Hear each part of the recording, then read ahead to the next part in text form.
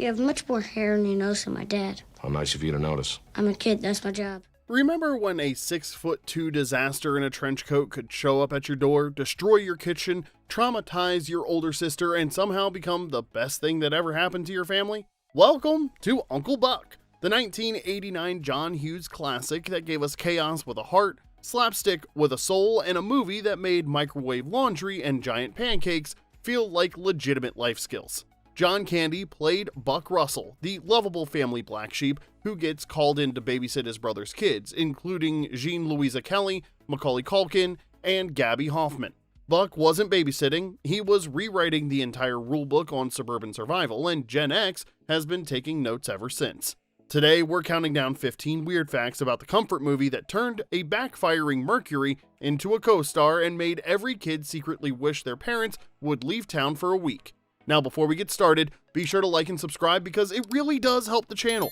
Now, who's ready to meet their crazy uncle? Number 15, the giant pancake that broke our brains. For a generation raised on Aunt Jemima and whatever frozen garbage your mom threw in the microwave, Uncle Buck's legendary birthday breakfast wasn't just a meal, it was a fantasy. A pancake bigger than your head, drowning in syrup, served by a guy who absolutely should not be left in charge of children.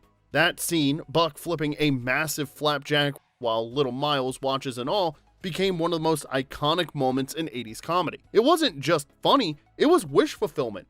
Every kid watching wanted that breakfast. Every adult watching knew they'd never be cool enough to pull it off. The giant pancake has since taken on a life of its own. Fans have recreated it for birthdays, YouTube challenges, and nostalgia-fueled brunches. Diners have put Uncle Buck pancakes on their menus for years. It's been referenced, parodied, and memed for over 3 decades. All from one beautifully ridiculous visual gag that John Candy sold like only he could. Some movie moments fade, but the giant pancake, that thing's here forever. Number 14, Uncle Buck was almost played by Joe Pesci.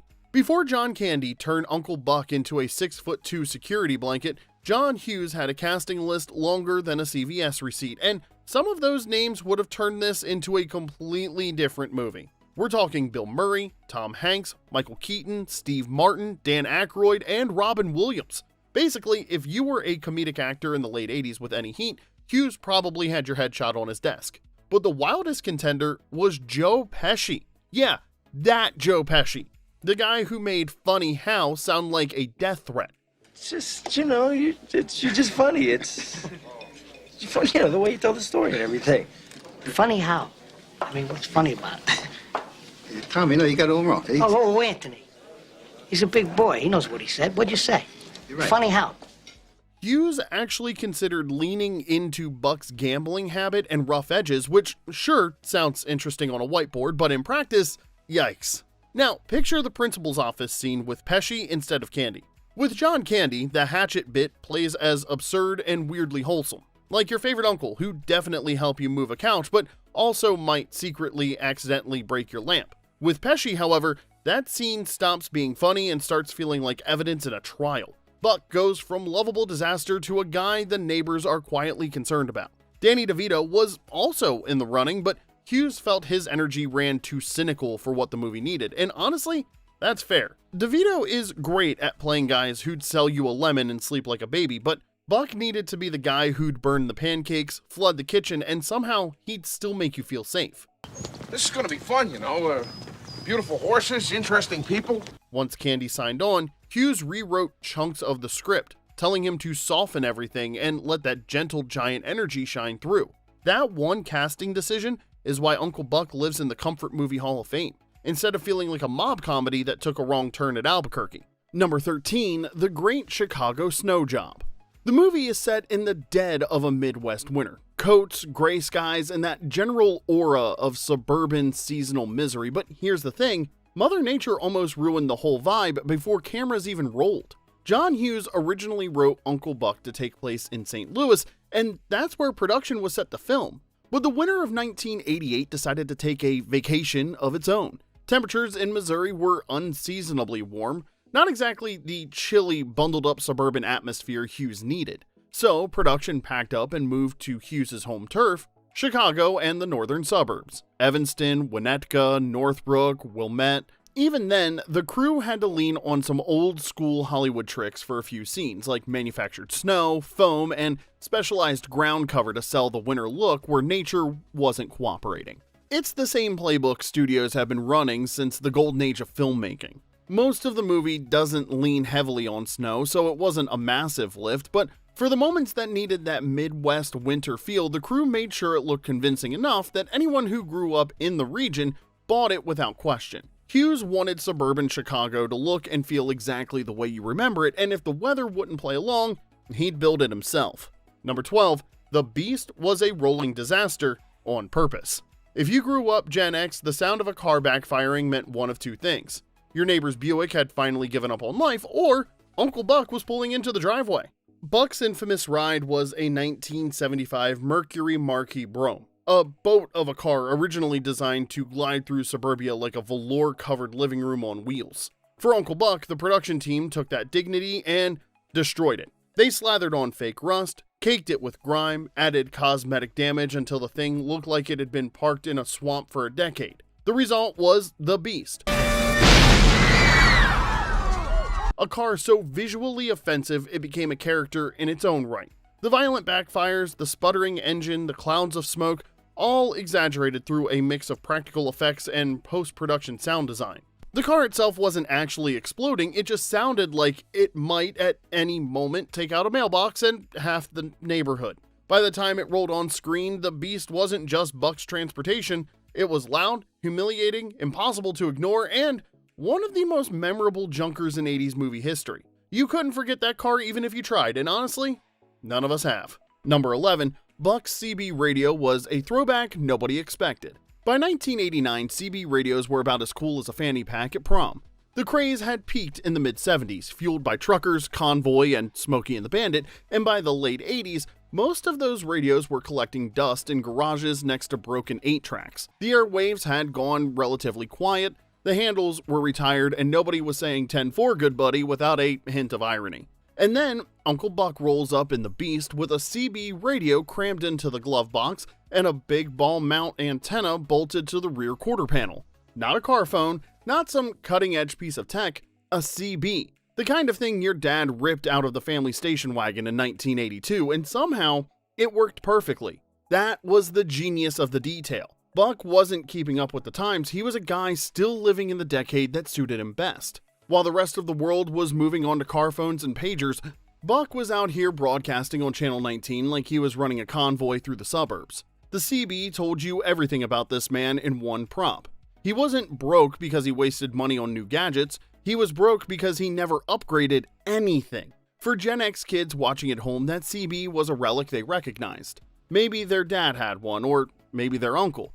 Maybe they'd spent a few long car rides listening to garbled trucker chatter and pretending they were the bandit. Seeing one mounted inside the Beast gave the whole thing a weirdly cool second life. Like Buck had found the one car accessory that matched his energy perfectly. John Hughes was a master of character building through small details, and the CB radio was one of his best. It wasn't flashy, it wasn't expensive, it was just Buck. Number 10, Palace Bowl, the bowling alley that time forgot. A bowling alley in the 80s wasn't just lanes and rental shoes, it was a whole vibe. Cigarette smoke, cheap beer, carpet that hadn't been replaced since Nixon was in office, and at least one guy who'd been there since noon. That was Palace Bowl on West 25th Street in Cicero, and that's exactly where Uncle Buck belonged. Hughes didn't build a set, he shot in the real thing with dim lighting, sticky floors, wood paneling, clunky pin setters, the works. Actually, he used 2 real bowling alleys. The exterior shots came from Palace Bowl, while the interior scenes were filmed at Windy City Bowling on 21st and Cicero, a place with its own colorful history as a former Al Capone hangout. Because, of course, Buck would bowl where the mob used to do business. Palace Bowl wasn't just a backdrop, it was Buck's natural habitat. The regulars were lovable degenerates. The bartender knew everyone's name and probably their bets, and kids like Maisie and Miles wandered through the arcade haze like tiny tourists in the adult world. For Gen X kids, it nailed that weird mix of fun, chaos, and don't touch anything energy we secretly lived for. Then, 2004 happened. Palace Bowl closed and got sold to the town and was demolished in 2005. And because the universe has a sense of humor, The building that started life as a 1920s movie palace, became a bowling alley in the 50s, and hosted John Candy in the 80s, is now a parking lot. For Chicago area Gen Xers, that hit different. The last real-world piece of Uncle Buck's gritty, goofy playground was gone, replaced by asphalt and painted lines. Number 9. The microwave laundry scene freaked parents out. Uncle Buck casually tossing damp socks into the microwave is peak bachelor uncle energy. To kids, it was genius, but to parents watching from the couch, it got a full body cringe. In the late 80s, microwaves were still kind of mysterious. You didn't just throw random stuff in there without a tiny voice in your head whispering, "What if this explodes?" So when Buck used his kitchen appliance like a high-speed laundry service, moms everywhere reached for their rosaries, and oh, did they have opinions. Oh my God, what are you doing?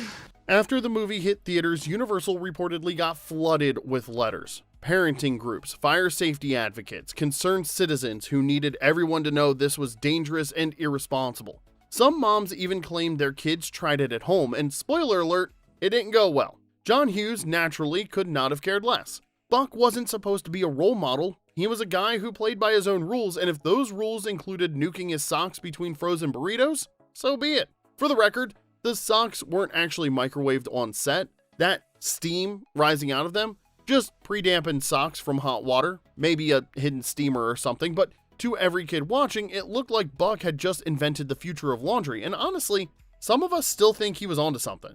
Number 8, from Pooter the Clown to the Mob. That terrifying, sweaty, clearly had a few too many clown at Maisie's birthday party, the one who looked like he'd snap if a kid asked for a second balloon animal, that wasn't just some random extra, that was Mike Starr, a character actor who'd go on to play heavies in Goodfellas, Dumb and Dumber, Ed Wood, and basically every 90s movie that needed a guy who looked like trouble. But before all that, he was Pooter the Clown. I'm Pooter the Clown. For Gen X kids, Pooter was the birthday guest who made you peek nervously from behind the couch. The sweaty face paint, the dead eyes, and the zero patience for children. He wasn't there to entertain, he was there to survive until his check cleared, and honestly, every kid who ever had a clown at their party recognized that energy immediately. Years later, when you spotted Starr threatening someone in a Scorsese film, it all clicked. Of course Pooter went into organized crime. That man was never meant to make balloon dogs. Alright, I have to know, are y'all still with us? Well good, because we're just getting started. Now if you're digging these Uncle Buck deep cuts, do us a solid and hit that like button, subscribe, and smack the bell so you never miss another weird fact from the movies that raised us. Now, we want to hear from you. What's your all-time favorite Buck moment? Is it the giant pancake, the hatchet showdown, the rat gnawing insult, or just John Candy being himself for 90 glorious minutes? Drop it in the comments because we're reading every single one. Alright, let's get back into the countdown with number 7, the sitcom that tried to replace a legend. In 1990, CBS looked at the success of Uncle Buck and thought, we can turn this into a weekly sitcom. How hard can it be? Turns out the hardest part is replacing a human comfort blanket with a sitcom pilot. Spoiler alert, very hard. Embarrassingly hard, actually. Uncle Buck, that's great! I take back every disgusting thing I ever said about you. To your face and behind your back. Would it embarrass you if I wept? Stand-up comedian Kevin Meaney was cast as Buck. He was a funny guy, sure, but his frantic, high-pitched energy was the complete opposite of John Candy's warm, lumbering teddy bear vibe. Fans didn't just dislike the show, they took it personally. The show leaned hard into Buck being a loud, obnoxious slob, but without Candy's warmth underneath, the lovable loser became a less charming guy overstaying his welcome. Nobody was rooting for him, and they were waiting for him to leave. The kids got recast too, but the magic of the movie was Buck actually connecting with those kids. The sitcom replaced all that with generic laugh track ready jokes, so it felt hollow. Ratings cratered. Critics torched it, and it had one season and then was done. Uncle Buck, what's the theme of my party? The theme? Oh, well... Hey, there's no toilet paper up here! Take this to Miles. But it's my birthday. Do you want him to bunny hop down here and get it? Hollywood tried again in 2016 with Mike Epps, and it ended up even more tragic. Bus still, same result, just canceled after 8 episodes and universally panned. The lesson Gen X figured out in 1989 still holds true. You can license the name, but you cannot replace John Candy. Number 6, the controlled chaos was almost uncontrollable. John Hughes could write picture-perfect suburbia in his sleep. For Uncle Buck, He grabbed a baseball hat and went to work. Buck wasn't a functioning adult. He was a man living in permanent glorious disaster, with overflowing ashtrays, stacks of racehorsing forms, a car that doubled as a rolling junk drawer. This was I haven't seen my floor since the bicentennial kind of mess. But here's the thing. Early drafts went way harder, and the original cut was 3 hours long. Hughes came up through National Lampoon, and his first passes leaned into Buck's worst impulses. More booze, rougher language, and behavior that felt less funny and more alarming. Some scenes were shot with saltier dialogue. Test audiences didn't laugh though, they squirmed. And then there was the clown fight. Yes, really, the original cut included a scene where Buck gets into a full-on physical brawl with a party clown while children watched. Just imagine that for a second. A 6'3" man in a Hawaiian shirt throwing hands with a guy in grease paint and oversized shoes while a bunch of 8-year-olds stood there holding cake plates. Heartwarming family comedy, folks. That wasn't the only thing left on the cutting room floor. Shanice, Buck's long-suffering girlfriend, originally had a much bigger role, and there was an entire subplot where Buck made increasingly bizarre lunches for Miles, which, knowing Hughes, probably escalated from questionable sandwich to what is that and why is it moving? Hughes figured it out fast. Once the audience stops rooting for Buck, the whole movie collapses. So, he softened the edges. The drinking got dialed back, and the tense moments, like the bug confrontation, became absurd comedy. That power drill turned a potentially scary scene into slapstick justice. The final cut landed at PG. It was edgy enough to feel rebellious, but safe enough that the whole family could watch without anyone diving for the remote. That balance, carved out of a 3-hour mess, is exactly why Uncle Buck became comfort viewing instead of a cautionary tale. Number 5, the hatchet scene was a masterclass in improv. Now, this is the scene, the one that proved John Candy wasn't just funny, he was a force of nature. Equal parts don't mess with my family, and I am absolutely unhinged, and most of it was improvised. John Hughes' direction was basically go in there and defend the kid. That's it. Candy took that note and turned it into cinema. Take a little off the shoulder. The elbow. The confrontation with the mole-obsessed assistant principal started out polite and by the book. Candy immediately went off script. I'm Anita Horgarth. Buck melanoma. Molly Russell's wart. The crew was biting their cheeks, trying not to lose it, but then came the kill shot. Buck tells her to take a quarter, go downtown, and have a rat gnaw that thing off her face. Suzanne Shepard's stunned silence wasn't acting, that was genuine shock. Even the quarter was Candy's idea. Buck's a gambler, he always has loose change. That tiny prop turned a verbal evisceration into an all-time visual gag. For Gen X, this scene was pure therapy. We all had that one administrator who acted like fun was illegal. So watching a trench-coated giant demolish authority on behalf of a kid, well, that was wish fulfillment burned into our brains forever. Number 4, the Hughes-Candy bond, the secret sauce. Most directors looked at John Candy and saw a big guy who could trip over furniture for a laugh, but John Hughes looked at him and saw a soul. Don't look at me like that. Don't. Their partnership wasn't just good, it was something that rarely comes around once in a lifetime. Uncle Buck landed smack in the middle of a 7-film run together, stretching from National Lampoon's Vacation to Home Alone. Hughes once said a script wasn't really finished until he could hear Candy's voice saying the lines in his head. That's not collaboration, that's creative soulmates. What Hughes gave Candy was rare in Hollywood. It was permission to be soft. Those long, quiet moments where Buck just sits there staring at old photos or lost in thought, that wasn't filler or mistake. It was John Hughes trusting Candy to carry real emotion without hiding behind a punchline. For Gen X kids watching, it hit different. Buck felt like someone who got it. The lovable black sheep energy, the guy who didn't quite fit but showed up anyway. Their bond also made the set a playground. Hughes would frame a scene, say, here's where we need to end up, now go play, and Candy would take off. That's why the interrogation scene and the hatchet showdown still lands decades later. You're not watching a performance, you're watching two friends having the time of their lives. When Candy died in 1994, people close to Hughes said he never fully got over it. But what they built together, that lives forever. Buck wasn't just funny, he was real, and because Hughes trusted Candy to show that, every joke landed twice as hard and every quiet moment stuck with us longer than it had any right to. Number 3, The Nat nickname was a real-life dad move. Buck calling little Maisie Nat wasn't just adorable, it was real, and that's exactly why it hit so hard. John Candy was a devoted father off-screen, and he started calling Gabby Hoffman Nat between takes. It wasn't in the script, it was just Candy being Candy, using the same nickname he called his own daughter Jennifer. Small, buzzing, and persistent, the name fit perfectly. John Hughes, always hunting for authentic moments, overheard it and made the call. Let's keep it in.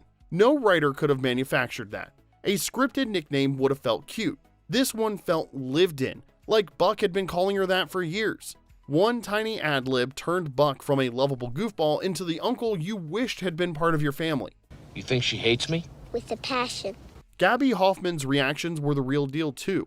That mix of confusion, delight, and wait, is that my name now? Kind of energy? You can't fake that.